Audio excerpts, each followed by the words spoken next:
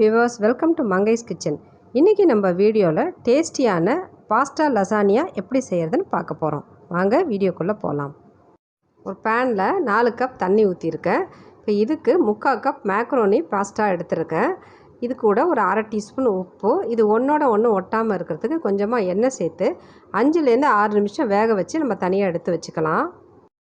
அதே பேனில் 4 பெரிய தக்காளியை வேக வச்சுக்கலாம். இது ஒரு 5லேருந்து 6 நிமிஷம் வேகட்டும். இப்போ இந்த மாதிரி நல்லா வெந்ததுக்கப்புறம் நம்ம தோலை உரித்து எடுத்துகிட்டு நல்லா ஆற வச்சு மிக்சியில் நைஸாக அரைச்சி எடுத்து வச்சுக்கலாம். அடுத்தது வெஜிடபிள் ஸ்டஃபிங் பண்ணுறதுக்கு ஒரு பேனில் 1/2 டீஸ்பூன் வெண்ணெய் சேர்த்துக்கலாம். வெண்ணெய் உருகினதுக்கப்புறம் 1 டேபிள் ஸ்பூன் நறுக்கின பூண்டு சேர்த்து 1 நிமிஷம் பச்சை வாசனை போகிற அளவுக்கு வதக்கி விட்டுக்கலாம். இப்போ இது கூட ஒரு பெரிய வெங்காயத்தை பொடியாக நறுக்கி வச்சுருக்கேன், அதையும் சேர்த்துட்டு இது கொஞ்சம் வதங்கினதுக்கப்புறம் வேக வச்ச 1 கப் கார்ன் இதில் சேர்த்துக்கலாம். இது கூட 1 கப் பொடியாக நறுக்குன கேப்சிகம் சேர்த்துக்கிட்டு 1/2 டீஸ்பூன் உப்பு, 1/2 டீஸ்பூன் மிளகுத்தூள், 1/2 டீஸ்பூன் சில்லி ஃப்ளேக்ஸ் சேர்த்துட்டு ஒரு 2லேருந்து 3 நிமிஷம் நல்லா சாத்தே பண்ணி ஒரு கப்பில் நம்ம ட்ரான்ஸ்ஃபர் பண்ணிக்கலாம். அதே பேனில் 1/2 டீஸ்பூன் வெண்ணெய் சேர்த்து இது நல்லா உருகினதுக்கப்புறம் வேக வச்ச பாஸ்தாவை இதில் சேர்த்துக்கலாம். இப்போ இதில் 1/2 டீஸ்பூன் ஆரிகானோ, 1/4 டீஸ்பூன் உப்பு, 1/2 டீஸ்பூன் சில்லி ஃப்ளேக்ஸ் சேர்த்துட்டு ஒரு 2லேருந்து 3 நிமிஷம் வதக்கி விட்டு நம்ம எடுத்துக்கலாம். அதே பேனில் 1/2 டீஸ்பூன் வெண்ணெய் சேர்த்துட்டு வெண்ணெய் உருகினதுக்கப்புறம் 1 டேபிள் ஸ்பூன் நறுக்கின பூண்டு சேர்த்துக்கலாம். இதை 1 நிமிஷம் வதக்கி விட்டுட்டு இது கூட 1 டேபிள் ஸ்பூன் வெங்காயத்தை சேர்த்து வதக்கிட்டு அரைச்சி வச்ச தக்காளியை இது கூட சேர்த்துக்கலாம். இதில் 1/2 teaspoon chilli flakes, oregano, pepper powder, உப்பு, 1 டீஸ்பூன் சுகர் சேர்த்துக்கலாம். சேர்த்துட்டு எல்லாத்தையும் நல்லா கலந்து விட்டுக்கலாம். கடைசியாக 1 table spoon red chilli sauce சேர்த்துட்டு எல்லாத்தையும் நல்லா கலந்து விட்டுட்டு இதை ஒரு பவுலில் ட்ரான்ஸ்ஃபர் பண்ணிக்கலாம். அதே பேனில் 2 டீஸ்பூன் வெண்ணெய் சேர்த்துக்கலாம். வெண்ணெய் உருகினதுக்கப்புறம் 1 டீஸ்பூன் நறுக்கின பூண்டு சேர்த்துட்டு 1 நிமிஷம் வதக்கி விட்டுக்கலாம். இப்போ இது கூட 2 டீஸ்பூன் மைதா மாவு சேர்த்துட்டு இந்த வெண்ணெயோட மைதா மாவு நல்லா கலக்கிற மாதிரி 2 நிமிஷம் வதக்கி விட்டுக்கலாம்.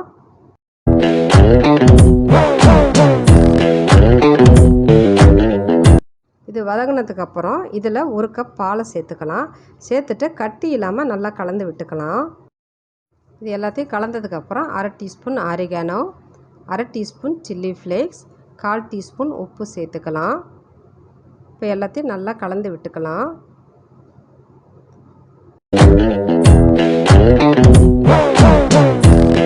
இப்போ ஒயிட் சாஸ் ரெடி ஆகிடுச்சு. இது ஒரு பவுலில் ட்ரான்ஸ்ஃபர் பண்ணிக்கலாம்.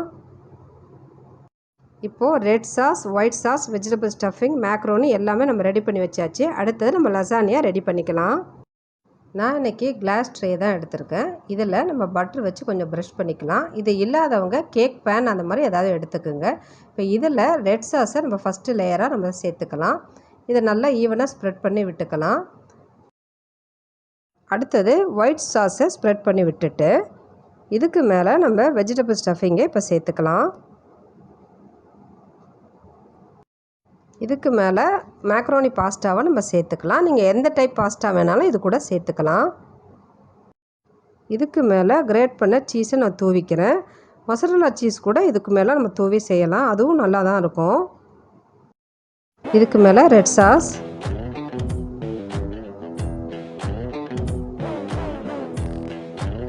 White sauce,